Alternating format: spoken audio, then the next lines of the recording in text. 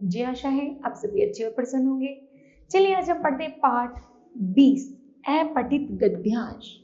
करते हैं इस पाठ की शुरुआत। अपठित गद्यांश का अर्थ है गद्य का वह अंश जो पढ़ा हुआ न हो। अपठित गद्यांशों के अभ्यास से विद्यार्थियों की बौद्धिक क्षमता का मूल्यांकन होता है। इससे यह जानकारी मिल जाती है कि विद्यार्थी में भाषा का स्तर क्या है। अपठित गद्यांश विद्यार्थियों की अभिव्यक्ति क्षमता को भी बढ़ाते हैं। अपठित गद्यांश की प्रश्नों के उत्तर लिखते समय निम्नलिखित बातों का ध्यान रखना चाहिए। जैसे गद्यांश को कम से कम 2 बार ध्यानपूर्वक पढ़ना चाहिए। गद्यांश के अर्थ और भाव को समझना चाहिए। आगे गद्यांश के सार अथवा मुख्य बिंदु को जानना चाहिए। नंबर 3, गद्यांश का उपयुक्त शीर्षक देते समय उसकी मूल भाव को ध्यान में रखना चाहिए। आगे प्रत्येक प्रश्न का उत्तर गद्यांश में ही ढूंढना चाहिए। ठीक है। निम्नलिखित अपठित गद्यांश उदाहरण के रूप में दिए जा रहे हैं। जैसे गद्यांश प्रथम है, बचपन में ही सुना था, पढ़ोगे लिखोगे तो बनोगे महान, और खेलोगे कूदोगे तो होगे खराब। यह बात बिल्कुल ठीक है कि पढ़ना लिखना बहुत आवश्यक है, किंतु पढ़ने लिखने के साथ साथ खेलना कूदना भी आवश्यक है। कुछ लोग आज भी यही सोचते हैं कि खेलने कूदने से समय नष्ट होता है, लेकिन मैं अपने अनुभव से कह सकता हूं कि यह विचार ठीक नहीं है।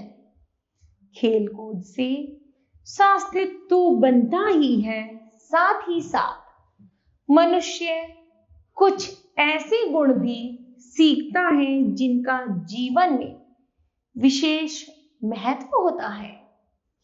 सहयोग से काम करना, विजय मिलने पर अभिमान न करना, हार जाने पर साहस न छोड़ना, विशेष ध्येय के लिए नियम पूर्वक कार्य करना आदि गुण खेलों के द्वारा ही सीखे जा सकते हैं।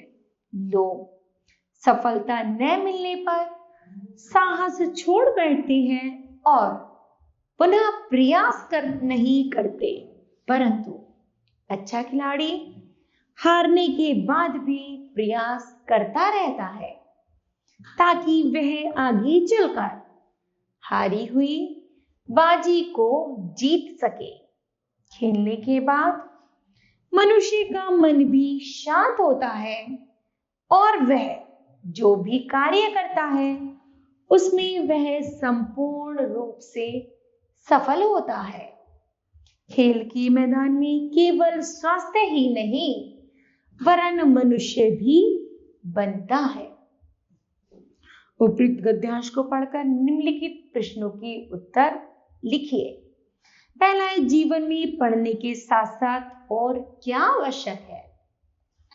उत्तर है, जीवन में पढ़ने के साथ साथ खेलना भी आवश्यक होता है। खेलने से क्या होता है? उत्तर है, खेलने से स्वास्थ्य बनता है, मन शांत होता है और सहयोग व अनुशासन की भावना आती है। उसके बाद है गद्यांश 2। चलिए पढ़ते हैं।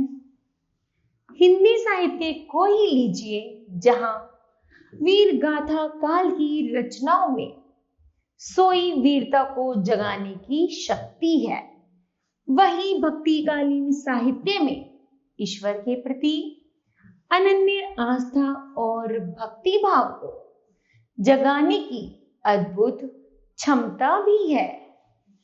रीतिकालीन साहित्य में श्रृंगार की प्रबलता के बाद भी कुछ कवियों ने कीचड़ में कमल के समान अपनी कुछ रचनाओं से कर्तव्य विमुख समाज को कर्तव्य पथ पर बढ़ने की प्रेरणा भी दी है। आधुनिक साहित्य में जीवन की व्यापकता का सफल चित्रण है। साहित्य में अनंत जीवन शक्ति छिपी रहती है। उपयुक्त गद्यांश को पढ़कर निम्नलिखित प्रश्नों के उत्तर दीजिए। जैसे वीरगाथा काल की रचनाओं का क्या उद्देश्य रहा है? उत्तर है, वीरगाथा काल की रचनाओं का उद्देश्य सोई वीरता की शक्ति को जगाना रहा है। आगे, कर्तव्य बोध कराने की क्षमता किस काल की साहित्य में है? तो कर्तव्य बोध कराने की क्षमता रीति काल के साहित्य में है। इस तरह बच्चों यह गद्यांश समाप्त होते हैं। मुझे आशा है कि आप सभी को भी यह गद्यांश समझ आए होंगे। धन्यवाद।